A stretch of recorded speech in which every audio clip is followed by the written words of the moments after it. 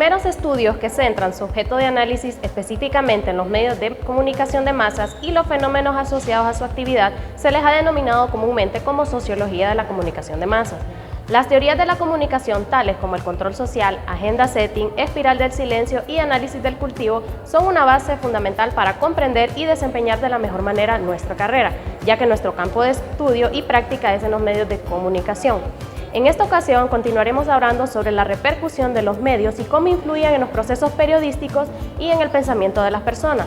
Es importante conocer las bases principales de las teorías y tener noción de cómo han funcionado en la sociedad a través del tiempo. Teorías de la comunicación de masas, control social y medios de comunicación. Control social es el conjunto de reglas, normas que una sociedad impone por diferentes vías a los individuos que la conforman para controlar la vida y la conducta de los mismos, cuyo fin es mantener al individuo dentro del orden impuesto por esa misma sociedad. Se acredita la paternidad científica de la expresión control social al sociólogo norteamericano Edward Ross. Aunque a veces el control social se da por medios coactivos o violentos, el control social también incluye formas no específicamente coactivas, como los perjuicios, los valores y las creencias. Entre los medios del control social están las normas sociales, instituciones, las religiones, las leyes, la jerarquización, los medios de represión, entre otros. El control efectuado por parte de los medios de comunicación ha ejercido un evidente papel de legitimación y deslegitimación en un acto social, según sea el caso del sistema político. Se entiende como por persuasión la manera en que logramos cambiar, formar o reforzar las ideas o creencias de una persona, ya sea de modo individual o grupal, mediante acciones o ideas. La teoría de la fijación de la agenda, o también conocida como teoría de la agenda setting, postula que los medios de comunicación en masas tienen una gran influencia en el público para determinar los temas de interés informativo en cuanto al espacio y la importancia que se les brinda. La fijación de la agenda es la creación de la opinión pública a partir de la cobertura que hacen los medios de comunicación en temas altamente relevantes.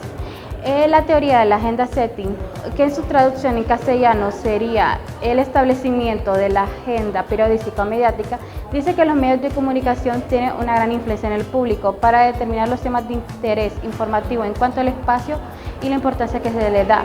Y la hipótesis de la agenda setting es que la gente tiende lo que es a incluir o excluir sus propios conocimientos, dependiendo lo que los medios de comunicación excluyan o incluyan en su contenido.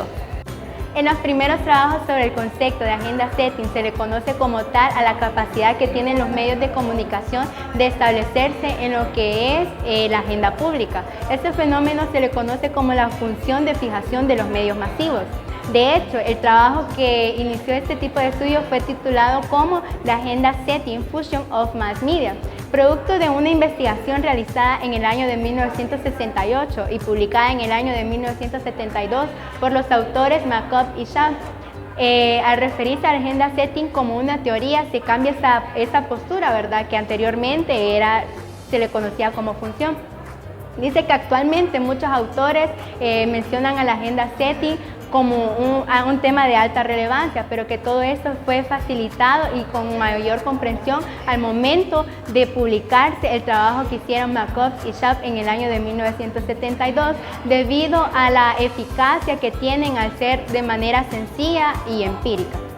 La espiral del silencio es una teoría de la comunicación política, propuesta por la politóloga alemana Elisabeth Noelle Neumann en su libro La espiral del silencio en 1977, donde estudia la opinión pública como una forma de control social, en la que los individuos adaptan su comportamiento o las actitudes predominantes sobre lo que es aceptable y lo que no. La opinión pública es para Noelle Neumann la piel que da cohesión a la sociedad. Neumann teoriza sobre que la sociedad amenaza con el aislamiento a los individuos que expresan posiciones contrarias a las asumidas como mayoritarias, de tal forma que el comportamiento del público siempre está influido por la percepción que se tiene sobre la opinión dominante. La teoría de la espiral del silencio parte del supuesto básico de que la mayor parte de las personas tienen miedo al aislamiento y al manifestar sus opiniones primero tratan de identificar las ideas y luego sumarse a la opinión mayoritaria o consensuada.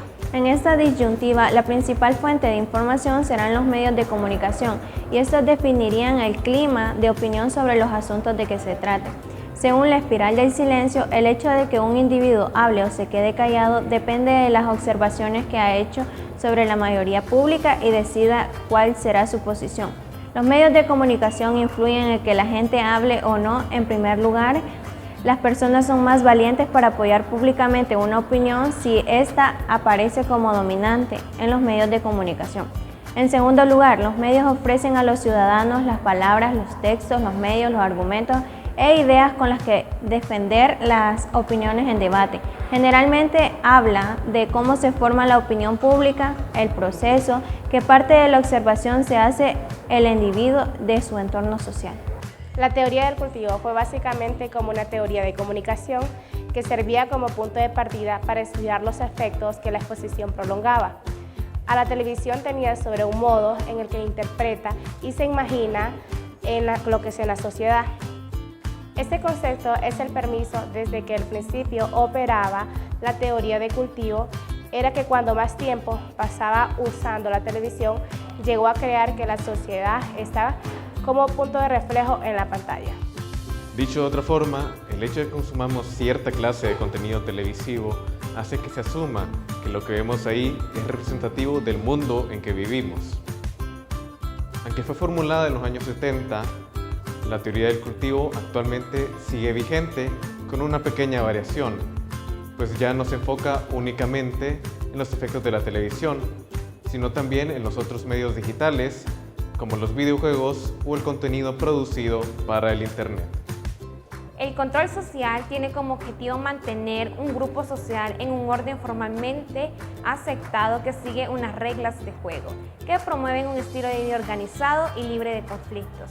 La agenda SETI determina que los medios de comunicación tienen una gran influencia en la sociedad para determinar qué temas son de interés informativo y cuánto espacio e importancia se les da. La teoría de la espiral del silencio se basa en el supuesto básico que la mayoría de las personas temen al aislamiento y al expresar su opinión. Primero intentan establecer una opinión y luego se unen a la opinión mayoritaria o de consenso. La teoría del cultivo nos dice que las ideas, pensamientos y culturas sobre el mundo son el resultado del consumo de información de los medios.